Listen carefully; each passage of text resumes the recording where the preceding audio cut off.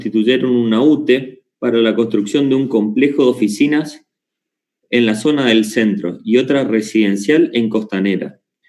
Luego de adquirir los terrenos, comenzaron las construcciones que finalizaron en el mes de mayo. Vayan teniendo a mano un apunte también, y todo lo que tenga que ver con sujeto, con nacimiento de lecho imponible, sobre objeto, vayan tratando de apuntar, cosa que después lo tengan más a mano. Y se le pide determinar el débito fiscal por las operaciones realizadas en el mes de julio, indicando quién es el sujeto pasivo del impuesto y la alícuota vigente para cada caso en particular. Tengan en cuenta también, esto sucede mucho, y por qué les reitero bastante el tema de lean la consigna, porque muchas veces, o muchos errores que nosotros vemos en los parciales, es que ustedes no leen, digamos, o por ahí están tan nerviosos, o por ahí están tan apurados por tratar de que no le gane la hora, de que se saltean muchos puntos del examen. Por lo tanto, eso les lleva, digamos, a realizar o tener torpezas muy simples. O sea, hay veces que en sí el examen no está mal, pero técnicamente sí lo está porque no leyeron las consignas. Entonces, todo esto justamente de nacimiento de lecho imponible, del sujeto, del objeto, de qué se le pide, o sea, de el débito fiscal del mes de julio, en este caso, ¿ah? Y indicar quién es el sujeto pasivo del impuesto y la alícuota vigente en cada caso. ¿Ah? Eso es la consigna de hoy. Bueno, estamos hablando de una UTE, Unión Transitoria de Empresas, sería el sujeto, entre Ladrillos S.A. y Cemento S.A. Como objeto tenemos la construcción de oficinas, o sea, obras sobre el inmueble propio. Periodo de liquidación nos aparece julio 2020 y nos indica el práctico que en el mes de mayo fue la finalización de las obras. ¿Estamos hasta acá? ¿Están todos? Por ahí los que se están uniendo, veo que está incrementando la cantidad de participantes. Acabamos de dar lectura del práctico número 14. Bien, el punto número A. Venta de una unidad para oficinas a un responsable inscripto, cuyo boleto de compra-venta se firmó en junio, habiéndose otorgado la posesión en julio y escriturado en agosto. ¿Ah? Ténganse en cuenta ahí que tenemos 3 meses para tener en cuenta para el nacimiento del hecho imponible. El precio convenido fue de 4 millones neto, asignándose a la obra el 75% y al terreno el 25% respectivamente. El avalúo fiscal de obra 80%, el terreno el 20%. Bien, nos da el dato también para la base. Y las condiciones de pago fueron pactadas de la siguiente manera: 30% sobre el precio neto a pagar con la firma del boleto con la que se congeló el valor de la venta. 20% sobre el precio neto a cancelar al otorgarse la posesión, y el resto en 50 cuotas mensuales con un interés del 3% mensual sobre los saldos. Bien. El punto número A entonces nos habla de una venta de una oficina a un responsable inscripto. Bueno. Para comenzar a hablar, primero tenemos que hablar del objeto, digamos, en la ley, cómo lo vamos a encuadrar. Entonces, rápidamente nos vamos a ir al inciso B del artículo 3, que lo viene a aclarar un poquito el artículo 4 del decreto reglamentario, que habla justamente de qué es lo que se entiende como obra. Y obra no quiere decir solamente una realización de algo nuevo, sino habla justamente de construcciones, de ampliaciones, de instalaciones, que nos aclara que de acuerdo justamente a los códigos de edificación, se encuentran sujetos a denuncia por la autoridad competente. Eso nos remite la ley a lo que se refiere a obra. Y bien, acuérdense que el objeto justamente de la ley es la parte de obra. Hay que excluir la parte del terreno que está fuera del objeto. Ahora bien, ¿qué pasa cuando existan justamente obras o haya construcciones preexistentes? Bien, entonces nosotros vamos a tener que separar no solamente la porción del terreno, sino también vamos a tener que separar aquella porción de la obra preexistente y solamente hay que grabar, digamos, la construcción realizada por el sujeto. ¿Eso se entiende? Bien, entonces acá tenemos una oficina, un responsable inscripto que fue vendido por un precio. Cuando nos habla de responsable inscripto, normalmente en los parciales se le da el precio neto. Si se le da el precio total, se lo aclara. Tengan en cuenta eso. Bueno, continuemos. Ya hablamos de objeto, vamos a hablar un poquito de sujeto. Acá tenemos algo un poco raro, justamente, o en realidad bastante normal, cuando son edificaciones muy grandes, se hacen las uniones transitorias de las empresas y vamos a empezar a hablar de sujeto.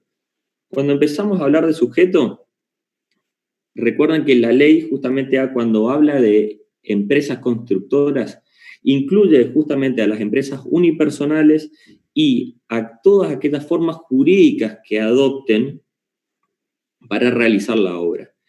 Tengan en cuenta un punto muy, muy particular, digamos, en esto, que la ley habla de ánimo de lucro, que esta empresa, digamos, o empresas constructoras, tengan ánimo de lucro. Cuando realicen justamente obras para su posterior venta, obtener algún beneficio, eso se va a considerar como empresa constructora. ¿Tá?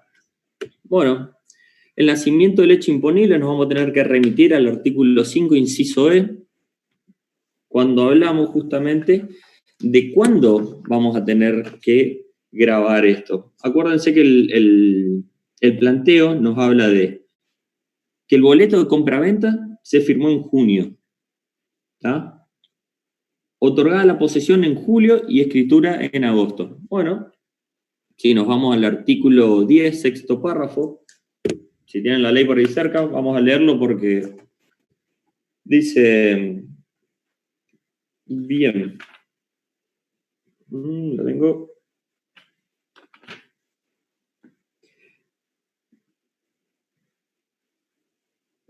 Dice, en el caso de obras realizadas directamente o a través de terceros sobre inmueble propio, tengan en cuenta eso, el precio neto computable será la porción que, del convenido entre las partes, corresponda a la obra objeto del gravamen. Claramente hay que separar la parte de terreno.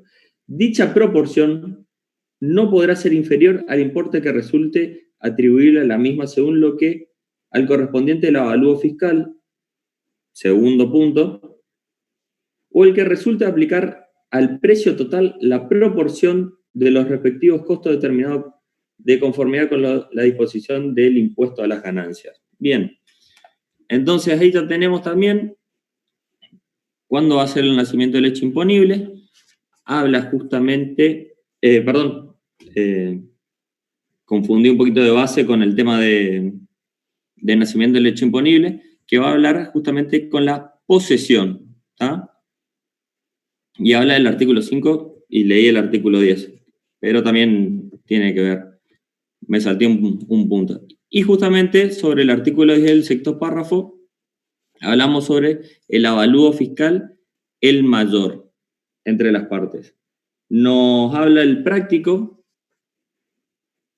que el asignado entre las partes es el 75% sobre obra y el 25% sobre el terreno respectivamente. Y el avalúo fiscal el 80% y el 20% sobre el terreno. El que se va a tomar justamente va a ser el mayor, ya que eso nos establece justamente el sexto párrafo del artículo 10, que nos va a dar de los 4 millones por el 80%, nos da 3.200.000. ¿Se entendió eso? Discúlpenme el apuro, salté un punto y me puse a hablar de base cuando en la filmina estaba el nacimiento del hecho imponible. Bueno, para el cálculo del débito fiscal del mes de julio, vamos a tener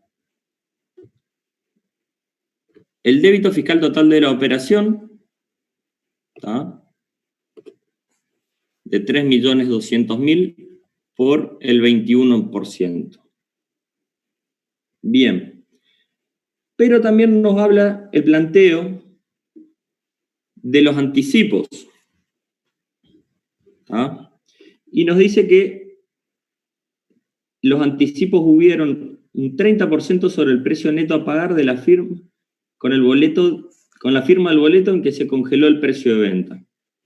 Bueno, vamos a tener que remitirnos al artículo 45 del decreto reglamentario, en donde primero nos establece que todos los anticipos que congelen precio deben ser atribuibles la totalidad justamente a la parte correspondiente a obra, ¿tá? ¿Esto qué nos quiere decir? Que nosotros no podemos esos anticipos proporcionarlos según, digamos, lo convenido entre las partes. Yo no puedo hacer ingresar un anticipo que el 80% sea ingresarlo un débito fiscal y el resto no. No. El artículo 45 justamente nos establece que todo debe ser atribuible a la obra, ¿tá? También, digamos, ¿qué sucede cuando estos anticipos superan la parte atribuible a la obra? ¿Tá? Bueno, para eso el artículo 25 del decreto también de la ley nos viene a salvar esa parte, pero lo vamos a ver un poquito más adelante. Entonces, volviendo al práctico, tenemos que el 30% se congeló y lo tenemos que restar. ¿Por qué lo vamos a restar? Porque el nacimiento del hecho imponible sobre este anticipo fue en el mes de junio. Y nosotros en este momento estamos queriendo sacar el débito fiscal del mes de julio. Por lo tanto, lo tenemos que restar. Es el 30%, nos da 960.000 por el 21%.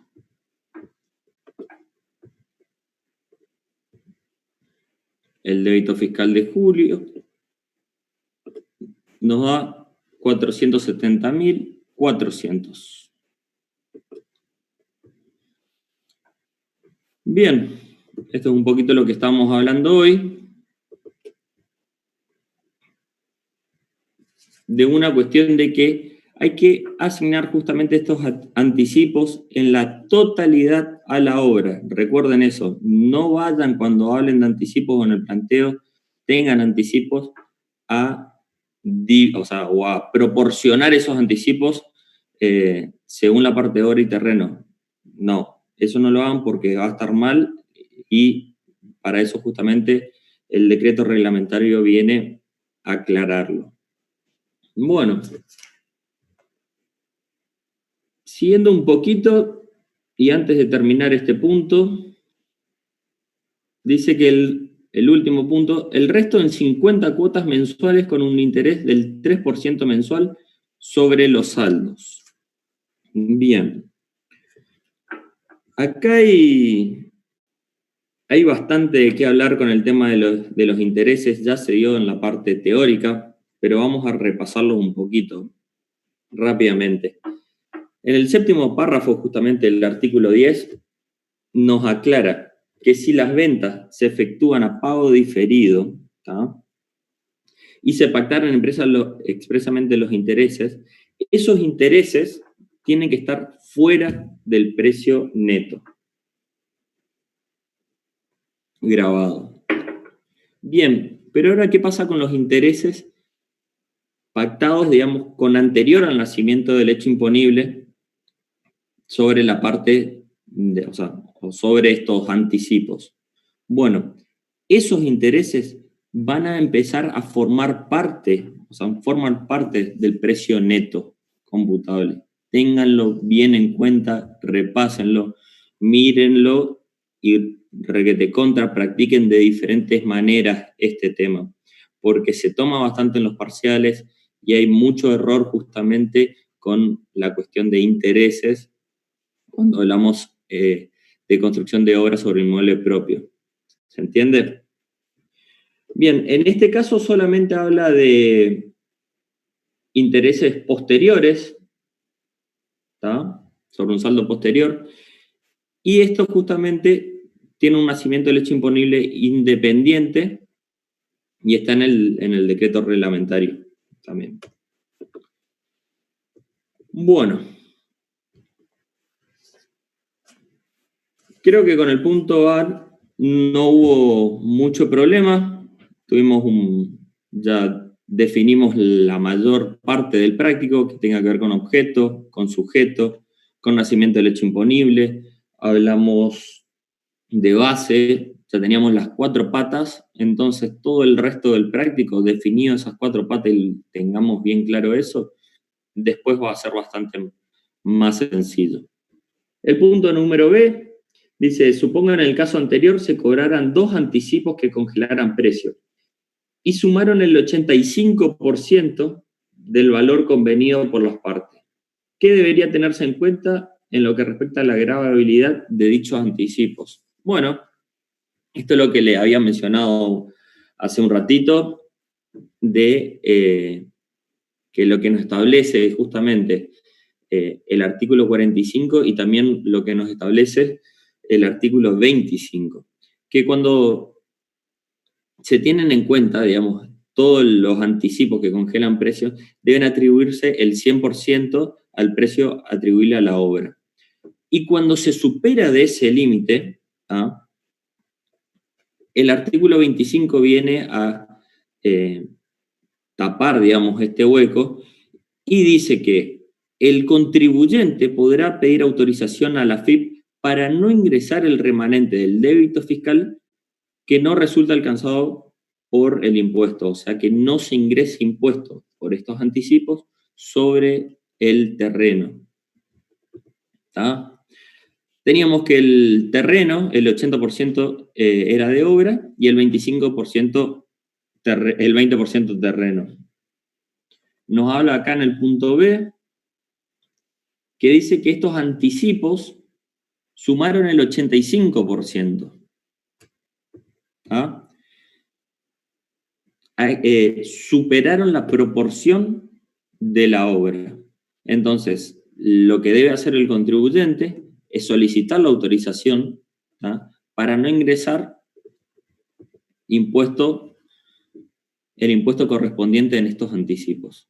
Eso es lo que se debería hacer y esa es la solución correcta al planteo de este práctico. Bien. Vamos al punto número C.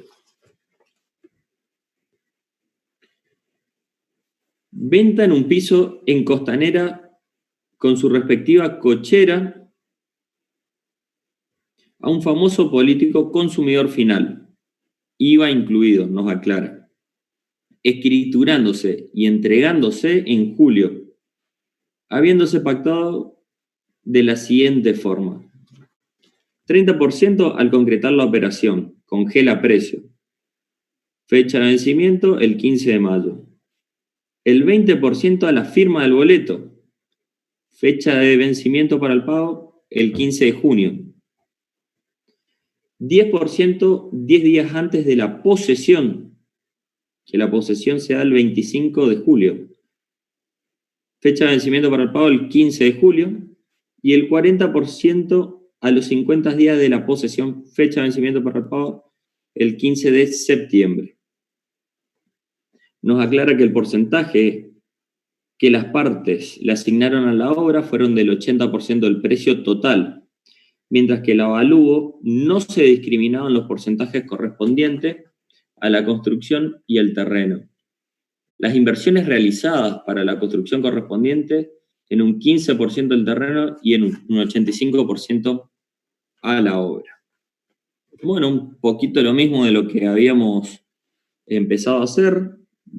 Es el mismo sujeto, es el mismo objeto, lo mismo. Ahora solamente nos cambió que es un consumidor final y nos está hablando que la venta fue por 2 millones.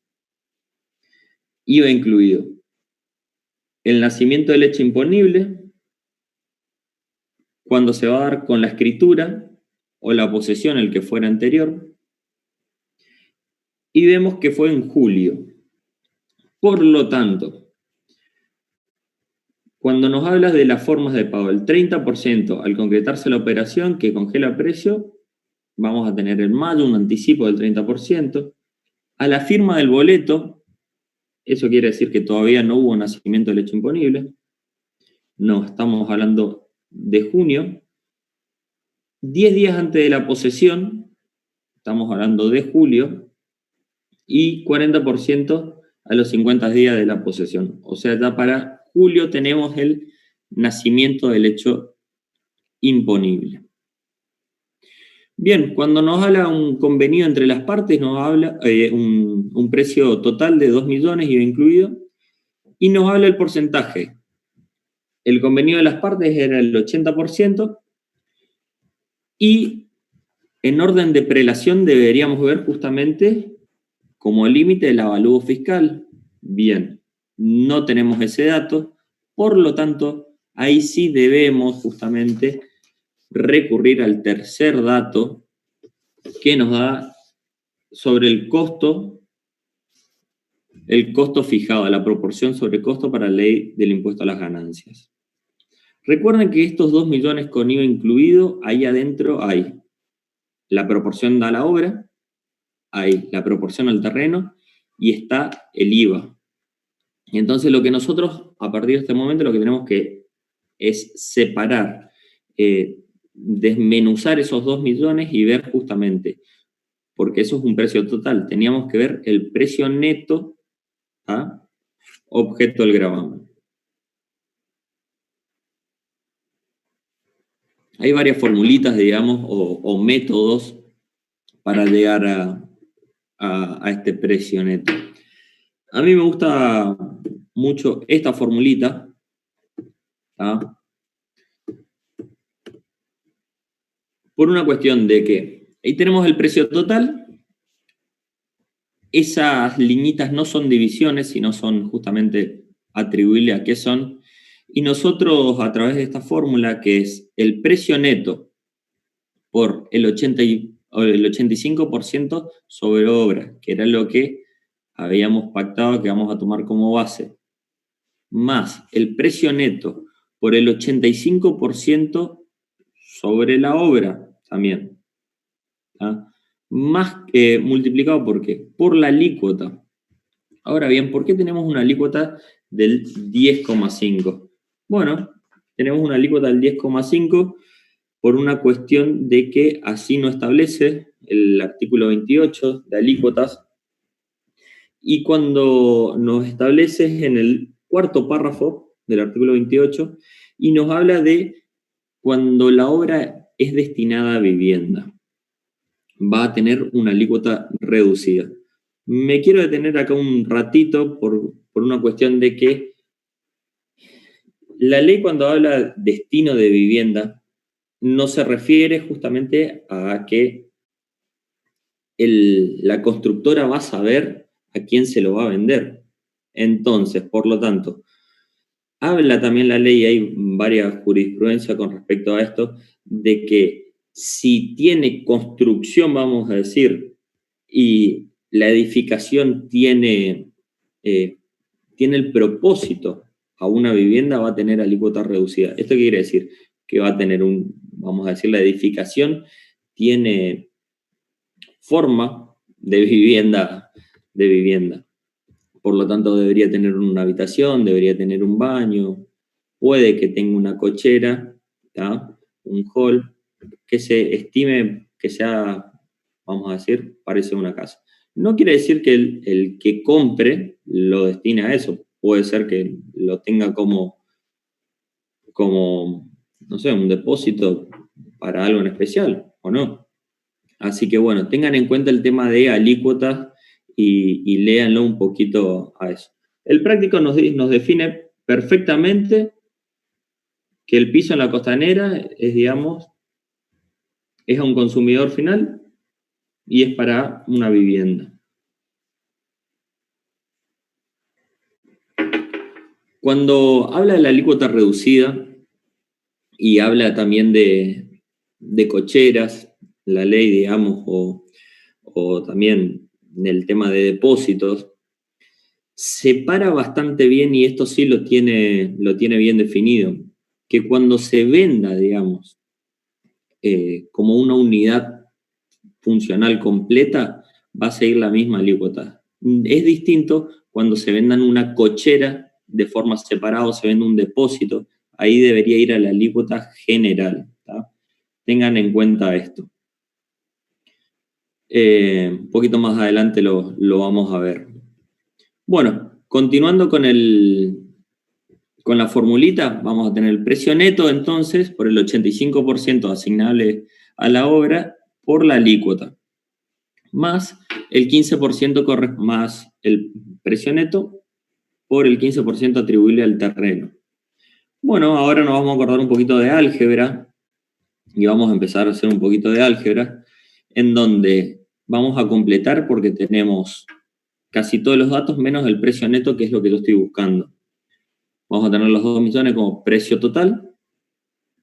Y acá tenemos, si ustedes se fijan, como común denominador el precio neto.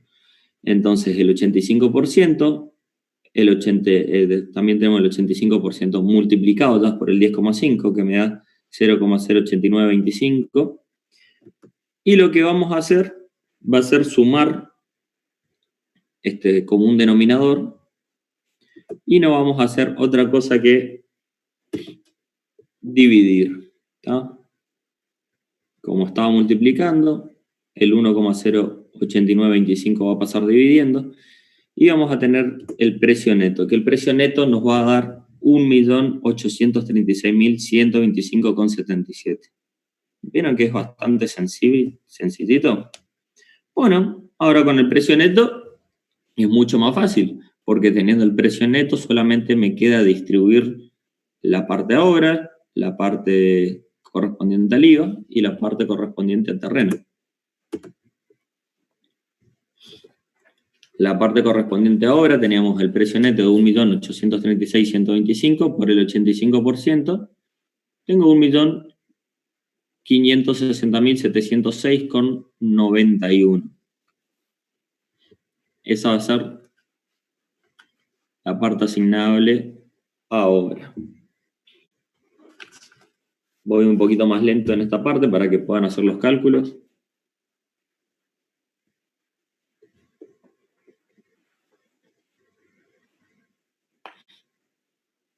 ¿Se entendió bien el tema? Vuelvo un poquito. ¿Se entendió bien el tema de la formulita? El patrimonio neto por el porcentaje asignable a la obra, el patrimonio neto por la parte asignable a la obra por la alícuota, puede ser del 10,5, puede ser del 21, y el precio neto por la parte asignable al terreno. Bueno, continuemos. Tenemos el precio neto de 1.836.125,77 por el 15%, 275.418,87 de esos 2 millones. Esa va a ser la parte atribuible a terreno. Y por último, tenemos la parte del IVA. Pero acuérdense de que la parte del IVA solamente por el correspondiente a la obra, no a la totalidad. Entonces vamos a tener 1.836.125,77 por el 85%, que es la parte asignable a la obra, por el 10,5. Si hacemos esa sumatoria, deberíamos llegar tranquilamente al precio total.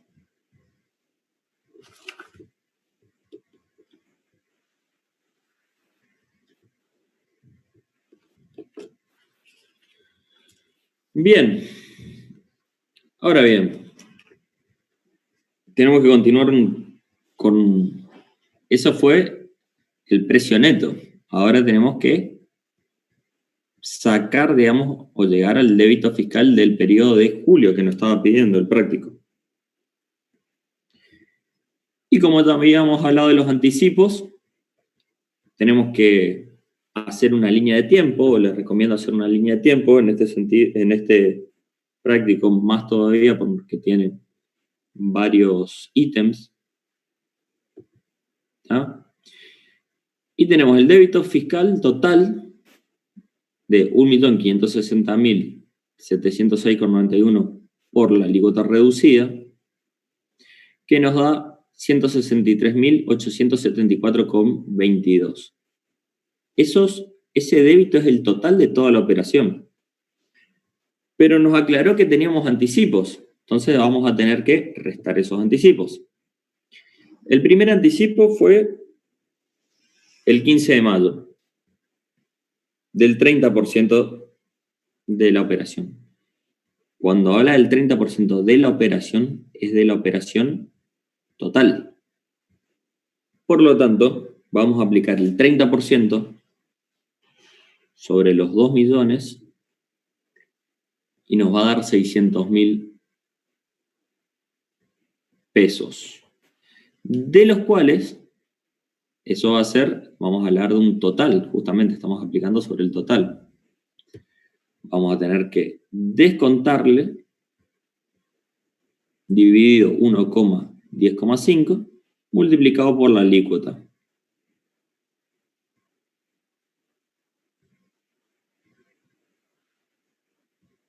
Acuérdense justamente en los anticipos no podemos separar la proporción de obra y la proporción de terreno.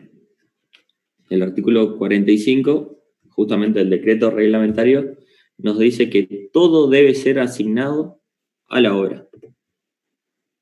Bien, tenemos un segundo anticipo. Un segundo anticipo del 20% a la firma del boleto, que fue anterior al nacimiento del hecho imponible.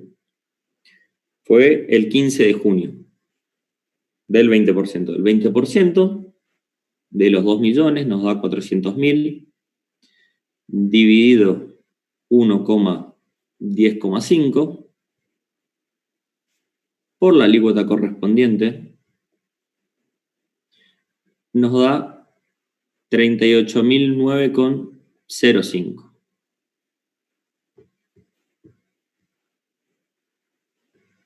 Bien, a ver. Veo que el chat está un poquito parado. Yo no entiendo si estoy yendo muy rápido. Puede ser.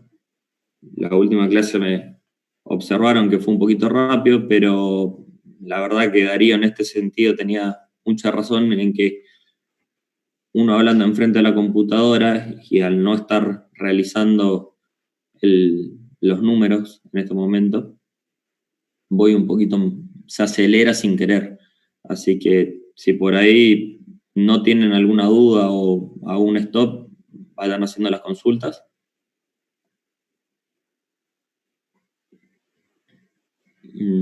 Acá hay un chico que se conectó sin identificarse, que no sé quién es, que me pregunta justamente que si todos congelan precio. Ya cuando el primer anticipo, digamos, nos aclara que congela precio, digamos, los demás también van a ir. Se entiende, digamos, o está bastante claro, digamos, que ya se cerró el precio de venta. O sea, no va a haber más, o no se habla, digamos, de ninguna incorporación, o no se habla de ningún incremento o actualizaciones, que es lo que hablamos un poquito al principio. Bien, continuemos.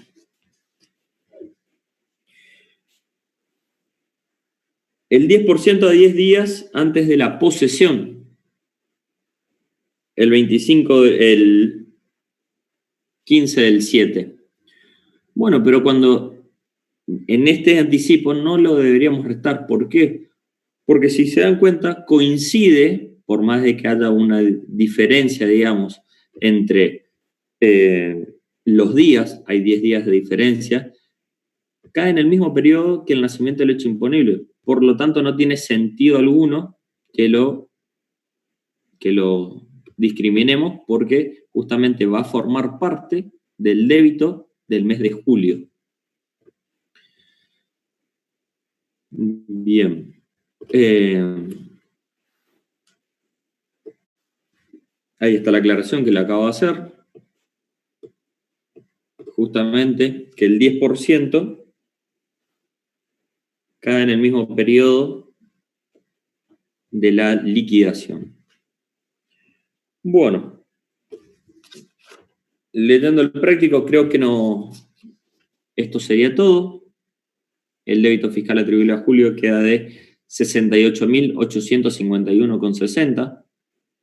Si todos lo tienen así, estamos perfectos. Este punto, el inconveniente, vamos a decir, o el grado de complejidad más grande que tuvo, si lo analizan, es justamente que fue vendido a un consumidor final. Nos habló de vivienda por una cuestión de que tuvimos una alícuota reducida. ¿Está? Y no mucho más que eso. Así que procedemos, si están todos de acuerdo, al punto número último y el D.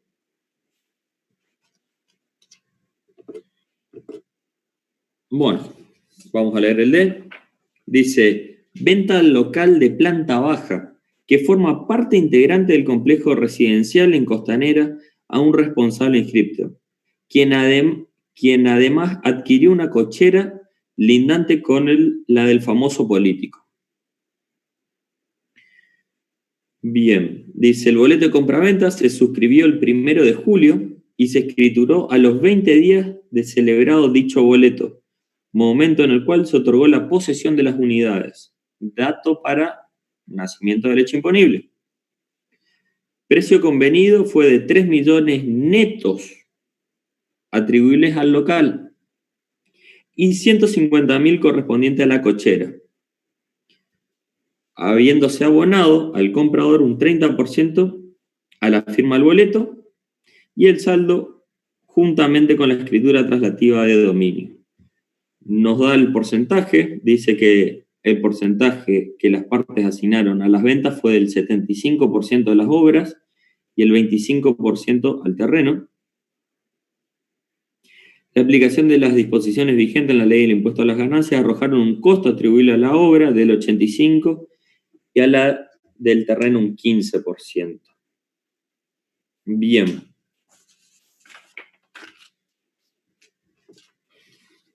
Analizando un poquito, volvemos, el mismo análisis de siempre, un poquito de sujeto, un poquito de nacimiento del hecho imponible. Acá tenemos un precio neto, por lo tanto también nos da otro dato. Nos hablas de justamente un anticipo a la firma del boleto y el saldo juntamente con la escritura traslativa de dominio. Bueno, el nacimiento del hecho imponible, si nos fijamos que el boleto de compraventa se suscribió el 1 de julio y fue escriturado a los 20 días, sigue siendo julio. Por lo tanto, el nacimiento del hecho imponible se va a dar por la escritura, no por el boleto de compraventa. Pero coincide en este práctico que es la misma fecha. También hablamos de venta de local y cochera y volvíamos un poquito acá con el tema de alícuota. Cuando se vendan locales y cocheras de forma separada, digamos, no gozarán, digamos, de la reducción de la alícuota. ¿Está? También cuando habla, digamos, de quién no incluiría la reducción, habla de todas aquellas obras complementarias a las viviendas. Por lo tanto, lo que tenga que ver con cloacas, tendido eléctrico, veredas, iluminaria, todo eso no forma parte, digamos, de lo que tenga que ver con obras sobre inmueble propio destinado a vivienda. Por lo tanto, a la alícuota que va a estar a la alícuota general. Ahora bien, ¿qué sucede cuando la cochera se vende como una unidad, digamos, vamos a decir, como una unidad completa? Bien, ahí sí gozará, digamos, de la reducción. ¿Se entiende bien la diferencia? Porque después dicen, no, la cochera estaba al 21 también, ¿no? El local también, si está en un edificio. Bueno, hablado sobre el tema, entonces, continuamos con el práctico. Vamos a tener que justamente ver qué porcentaje tomamos, si el 75 sobre la obra o el 85, vamos a tener que tomar el mayor, porque no, la ley nos establece un límite. Y va a ser bastante sencillo, porque nos habla de precios netos. 3 millones por el 85% atribuible a la obra, por el 21% nos da un débito de 535.500 pesos. Bien, perfecto. Hablamos del anticipo, no tuvo mayor incidencia en este caso, así que continuamos. El débito fiscal de la cochera, como fue vendido de forma independiente, la cochera va a estar a la alícuota del 21% y vamos a tener 150.000 por el 85% por la alícuota correspondiente. 26.775 va a ser el débito fiscal. Bueno, esto es un poquito de lo que ya veníamos hablando, de la alícuota general justamente, y lo que habla del decreto 1230/96, que lo explica bien, digamos, de lo que tenga que ver con obras complementarias, cuando, digamos, la cochera forma parte, digamos, de un condominio, cuando no, etcétera, etcétera. En este punto creo que se vio bien reflejado, digamos, a qué alícuota está cada uno, y era el objetivo de este práctico, entender cuándo está el 10 al 10,5 y cuándo está el 21. Bueno, 45 minutos para un práctico, creo que estuvo bien. Un práctico que no tuvo mayores complicaciones. Ya han dado prácticos con integrales bastante complejos. ¿Tá? Y ahora vamos a proceder a algo, vamos a decir, a algo que nunca lo habíamos hecho o nunca se hizo por parte de la cátedra, que va a ser mostrarle un poquito lo que tenga que ver con las declaraciones juradas. Salimos totalmente de lo que tenga que ver con base, con decreto, con sujeto, etc. Y mi intención ahora va a ser tomarme unos 20 minutitos para jugar justamente con el aplicativo del 2002 específicamente. Yo creo, digamos, que con usted van a ser colegas dentro de muy, muy, muy poquito, si Dios quiere, y la cuarentena nos deja. Ustedes tienen que salir al mercado laboral, digamos, ya sea de forma independiente o ya sea de manera contratada por ahí en algún estudio. Ustedes tienen que tener manejo justamente de los aplicativos, porque una cuestión muy básica, digamos, que ustedes sepan mucho de la ley, sepan justamente sobre IVA, sepan sobre convenio, pero si ustedes no tienen manejo de los aplicativos y cómo se presenta una declaración jurada, está bastante complicado, ¿tá? Entonces, la idea es, de manera corta, breve, con la autorización de Raúl, digamos, de mi papá, así que vamos a ingresar de una manera remota, lo voy a ir mostrando con la quit y con la clave de él, a la página de AFIP, ¿tá? Sepan entender que al hacerlo consume un poquito más complejo, por una cuestión de tratar de mantener todas las formalidades y tratar de mantener, digamos, la seguridad también del quien nos presta la quit y su clave. Esto es muy difícil, yo creo que muy pocos profesores por ahí se arriesgan, digamos, a esto, pero bueno, lo vamos a tratar de hacer para el bien de ustedes. Como punto número 1, voy a dejar de compartir la pantalla y le voy a compartir. Bien, ¿me siguen escuchando? Creo que sí. Primero le voy a compartir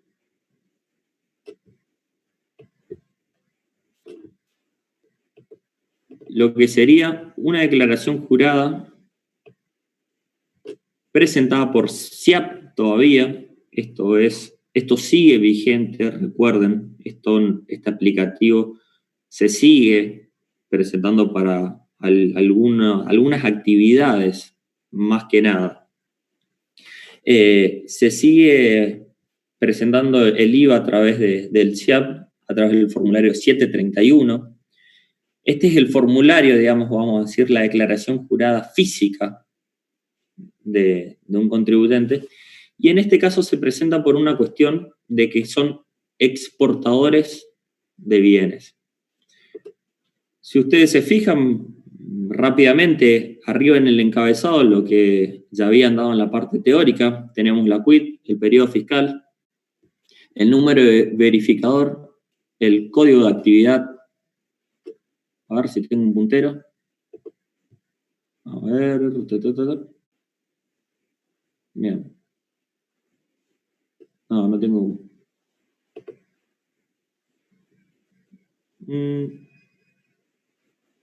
Bien, no estaría encontrando la función para ir marcándoles, pero creo que lo ven. Y le subrayé en amarillo, justamente en la primera etapa, digamos, o en la primera parte de arriba tenemos el débito fiscal. Directamente le resta la sustracción del crédito fiscal. A continuación, vamos a anotarlo y después vemos cómo sacamos. Tenemos justamente el saldo de periodos anteriores. Y acá en este caso nos da un saldo técnico. Le subrayé justamente impuesto facturado vinculado a exportaciones, que lo separa, digamos, directamente en una línea aparte, porque recuerden que esto va a estar vinculado a un pedido de reintegro del crédito fiscal. En este caso tuvo 0, un saldo técnico a favor del AFIP, ¿sí? En este caso, vamos a ir sacando todos los dibujos. En este caso tenemos a favor de AFIP 357.059,63. Esto es lo que habíamos hablado en un momento de tratar de, vamos a bajar un poquito más, de tratar de que ustedes hagan un práctico justamente y presenten. ¿Se acuerdan la primera clase que dijimos que íbamos a tratar de implementar esto? Bueno, lastimosamente no pudimos implementarlo a esto, pero se lo estoy mostrando de la mejor manera que pueda. Bueno, tenemos un saldo a favor de AFIP, digamos, de 357.069,63. Un poquito más abajo, tenemos lo que tenga que ver con saldo de libre disponibilidad de periodos anteriores, 1953,69. Después tenemos retenciones y percepciones, que nos van a ir restando, y el monto de 321.172,80 a ingresar. Señores, eso es una declaración jurada presentada por SIAP del 731. Además habíamos dicho, otra declaración jurada también, el formulario 810, y si ven bien arriba, Fíjense que habla justamente de agropecuario. ¿Tá? ¿Qué agropecuario tiene la opción, digamos, de el pago anual? Si bien subrayado, justamente, no cambia nada el encabezado, no cambia absolutamente nada, es exactamente lo mismo. Quit, periodo fiscal, apellido y nombre, o denominación social. Y nos dice agropecuario con pago anual, sí.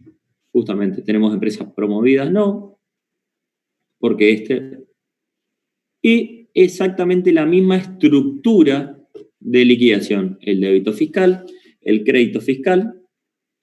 Tenemos saldo técnico a favor de AFIP, nos da un técnico a favor, ¿ah?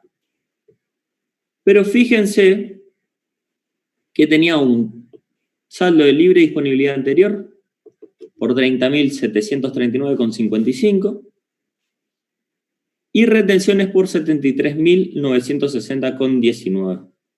Por lo tanto, tenemos otro ejemplo, de acá nos da un monto a ingresar, además de que encima tiene ingreso anual, sino que da en este periodo un saldo de libre disponibilidad del periodo de 33.977,38.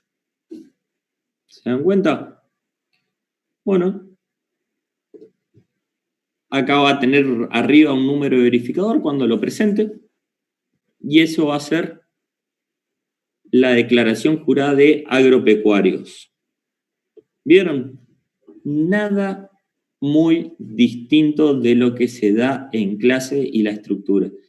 Esa declaración jurada, exactamente igual, ustedes la van a tener que hacer en el parcial. ¿Estamos?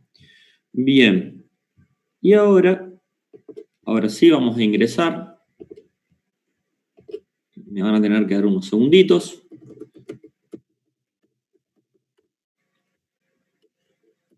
Por una cuestión de que vamos a tener... Le voy a ir contando lo que estoy haciendo por una cuestión de que ustedes sepan qué hacer. Ahora ingresé al portal por una cuestión de seguridad nomás, no se lo muestro, pero ahora entré al portal de la FIP. Primero me pidió ingresar la quit, ahora me pide ingresar la clave.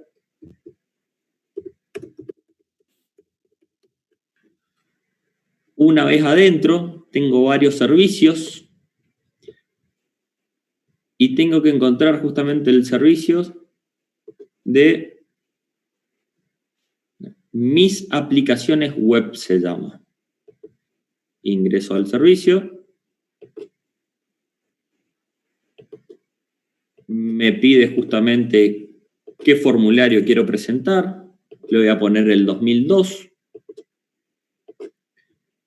Me está pidiendo en este momento el periodo fiscal, que le voy a poner el de mayo. ¿Está? Y ahora sí. Ahora sí. Denme un segundito. Acá está. ¿Ven toda mi pantalla? A ver, se me cerró el chat. Denme un segundo. No estoy viendo el chat. Bueno. No me estaría dejando. Vamos de nuevo, porque no puedo ver el chat. Y quiero que ustedes me vayan preguntando. Ahí está, ya apareció. Disculpen. Bueno, vamos a ir jugando un poquito. ¿A qué le damos jugar? A mostrarles a ustedes justamente la cantidad de cositas que tiene. La primera pantalla que me aparece justamente en el formulario 2002 me da como una suerte de preguntas. Fíjense arriba el periodo fiscal 2020 del 05, me dice el formulario, ¿tá? Y me dice, punto número 1, realiza operaciones exentas. Debería cliquear. Si cliqueo, ¿qué me aparecería? Bueno, si cliqueo eso, en la próxima ventana me va a aparecer justamente cuál es el crédito fiscal vinculado a operaciones grabadas y cuáles no. ¿Tá? Después habla Después de eso, empezamos con las actividades que habíamos ya charlado y dimos el práctico de actividades especiales. Justamente, ¿es usted contribuyente incluido dentro del régimen de TUR, que es turismo, en el IVA? Cliqueo sí o no. ¿Realiza compra de bienes usados a consumidores finales? Lo habíamos visto, tiene un régimen especial, sí o no. ¿Realiza importaciones definitivas de cosas muebles o servicios a su nombre por cuenta o por cuenta de terceros? También régimen especial, lo habíamos visto, perfecto. ¿Es responsable sustituto por locaciones o prestaciones grabadas en el país realizados por sujeto en el exterior? También ya lo habíamos visto. Y ahí empieza con particularidades que en realidad excluirían de lo que tenga que ver con el 2002, como empresas promovidas, operaciones de exportación, régimen de retenciones agropecuarias, agropecuario. Entonces lo que nosotros normalmente en la última solapita dice, declara no haber efectuado en el periodo operaciones mencionadas en el punto número 6. Todas esas, ninguna nos interesa ahora. ¿Ok? Ponemos acá, ponemos continuar. Cuando nos ponen a continuar, saltamos a la justamente solapita del débito fiscal. En la solapa del débito fiscal no se para con actividad. Ustedes saben muy bien que nosotros también tenemos la actividad de yerbatera y forestal. Entonces, y el servicio de contabilidad, que es lo que ahora vamos a ingresar. Cuando nosotros ingresamos, o sea, vamos a el detallar y apretamos en el más. Consulta, ustedes están viendo mi cursor, ¿no? Mi ratón. ¿Sí? Bien. Entonces, no tengo que ser tan descriptivo. Perfecto. En el débito fiscal acá tenemos, miren todas las solapitas que nos abre. Bien, dicen. Y nosotros tenemos que separar lo mismo que estamos haciendo en los prácticos justamente. Operaciones con responsables inscriptos, operaciones con consumidores finales exentos o no alcanzados, operaciones con monotributistas, otros conceptos, operaciones no grabadas y exentas. Fíjense que en operaciones no grabadas exentas ni siquiera me deja incluir. ¿Por qué? ¿Por qué? Porque en el punto anterior yo ya no seleccioné eso. ¿Está? Bien, con operaciones a responsable inscripto, vamos a ingresar. Nos da todas las alícuotas, digamos, las diferentes alícuotas según la actividad. Y cuando nosotros acá ponemos, fíjense que arriba nos habla de monto neto grabado. Por lo tanto, si nosotros ponemos 100.000, aprieto Enter, ya me calcula solo el IVA. Por lo tanto, si ustedes cuando cargan en el libro de IVA compra, de IVA ventas, y ustedes el neto no le da, no va a coincidir nunca su libro de IVA ventas con esto. Eso está mal. Por lo tanto, tienen que estar muy atentos, digamos, justamente a ese temita. Bien, fíjense, lo voy a dejar cargado ahí a nuestros 100.000 y me va a aparecer que con los responsables inscriptos tuve esas operaciones. Ahora bien, vamos a entrar a operaciones con consumidores finales. Y ahí también cambió un poquito porque me habla de monto total facturado la página. Vamos otra vez. Esto estaría bueno hacerlo con un práctico, lo estoy haciendo poniendo números totalmente relativos, o sea, lo estoy inventando en este momento, así que espero que sepan entender. Vamos otra vez con los 100.000 que habíamos puesto, vamos a poner 10.000 para no ser tan abusivo, justamente con operaciones con consumidores finales. Y fíjense que solo me netea el monto neto grabado y el débito fiscal por el monto total facturado. Y si volvemos, automáticamente me hace la sumatoria. Bien, hasta ahí bastante sencillo, ¿no? También Nos habla de débito fiscal generado por operaciones de venta de bienes de uso. Guarda con esto, también tenemos que separar cuando vendemos algún bien de uso afectado a la actividad. Y créditos, y fíjense que adentro del débito fiscal, estamos adentro del débito fiscal, nos habla de crédito fiscal a restituir. Exactamente lo que nos establecía la ley, de que cuando nosotros tengamos que restituir crédito fiscal, ¿cómo lo debemos hacer? Sumando al débito. Por lo tanto, vamos a suponer acá, vamos a ingresar, y nos pide el monto neto grado, vamos a restituir, tengo los ceros, vamos, 2.100 pesos. Por lo tanto, si restituyo ese crédito fiscal computado, oportunamente computado, y lo debería devolver o por alguna una nota de crédito, por ejemplo, me va a sumar al débito fiscal, dándome ahora un total, un débito fiscal de 24.835,54. Perfecto. Creo que si uno tiene bien los papeles de trabajo, si uno tiene bien separado justamente el tema de alícuotas, el tema de responsables inscriptos, el tema de consumidores finales, la conformación, digamos, adentro del aplicativo no debe traer mayores inconvenientes porque si ustedes se fijan en el aplicativo está bien detallado, no hay ningún cuco, no hay nada raro.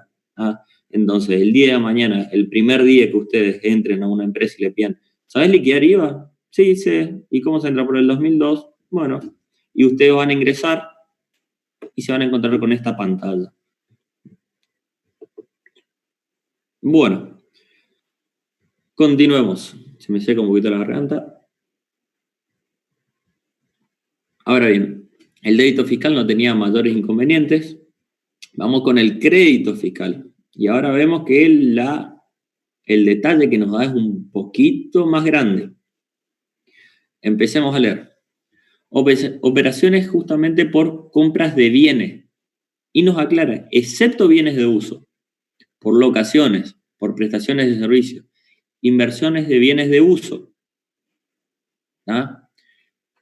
Y si ustedes se fijan también acá, compras de bienes usados a consumidores finales. Acá, si yo seleccionaba en la primera pantalla que tenía operaciones justamente, o sea, me dedicaba a la actividad, acá me iba a dejar justamente el cómputo de ese crédito fiscal. Lo mismo con turismo. Bien, operaciones que generan crédito fiscal, contribuciones a la seguridad social. Esto no es más que el famoso 814, digamos, que si uno ingresa en términos, el pago de las contribuciones sociales se puede computar como crédito fiscal. Hoy para Posadas es el 7,3%, así que eso nos podríamos computar. Fíjense, si ingresamos, va a ser el primero que ingresamos, nos da el crédito fiscal total y el computable. Volvemos. Por ejemplo, si yo tendría compra de mercadería, ingresaría acá y acá ingreso todas las compras que yo tuve. ¿Tá? Y es el neto. Acuérdense que el crédito fiscal, estos datos los vamos a sacar de las facturas. ¿Tá? Vamos a jugar con diferentes números. Fíjense que nos separa acá y nos deja justamente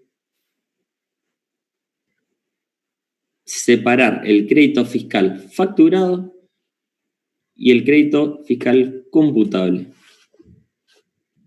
¿Esto nos hablaría un poquito de la regla de tope que tanto hablábamos? Sí, justamente, porque en el caso, si yo quiero acá poner 0, lo puedo poner, porque mi crédito fiscal computable puede ser 1 el facturado, ¿tá? O el computable sea inferior. ¿Ah? Y lo que me voy a computar lo tengo que poner ahí. Bueno, sin mucho más, podríamos poner un poquito de seguridad social, suponiendo que pagamos el formulario 931 correspondiente al periodo por 500 pesos, nos computa ese crédito fiscal. ¿Qué más tenemos? Bueno, otros conceptos, por ejemplo, en el caso de que nosotros tendríamos sería muy raro, digamos, o sea, más que nada esto es la separación entre prestaciones de servicios, locaciones, inversiones de bienes, o tengo una opción de otros. Un poquito más abajo, fíjense que dice total de operaciones que no generan crédito fiscal. Operaciones con sujetos exentos, no alcanzados, monotributistas y consumidores finales. Por ejemplo, le compramos un monotributista, tenemos nuestro IVA compra, debemos cargar esa compra, vamos a dar una factura C, le compramos un monotributista por 500 pesos. El plomero que nos vino a arreglar la oficina era monotributista, nos hizo una factura. Perfecto. ¿Me puedo generar crédito fiscal? No, justamente. No genera crédito fiscal. Y débito fiscal a restituir en el último, en la última solapita. ¿Hasta acá alguna duda? ¿Vieron más o menos las dos pantallitas? Débito fiscal, la parte de datos de la declaración jurada, que nos va a determinar qué solapas podemos abrir y cuáles no, dependiendo de si tenemos alguna actividad especial. Tenemos el débito fiscal, justamente separado en lo que tenga que ver con responsables inscriptos, con consumidores finales. Tenemos crédito fiscal, que nos separa, digamos, según los rubros, tenemos para ingresar el 814.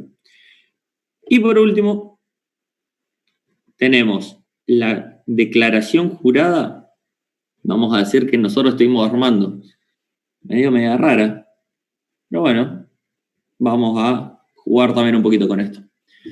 Nos dio un débito fiscal de 24.835,54, un crédito fiscal de 53.050. Por lo tanto, ya sabemos que si tenemos más crédito fiscal que débito fiscal, vamos a tener un saldo técnico a favor del contribuyente. Perfecto, fíjense que me hizo la sumatoria, estuvo genial, 28.214,46.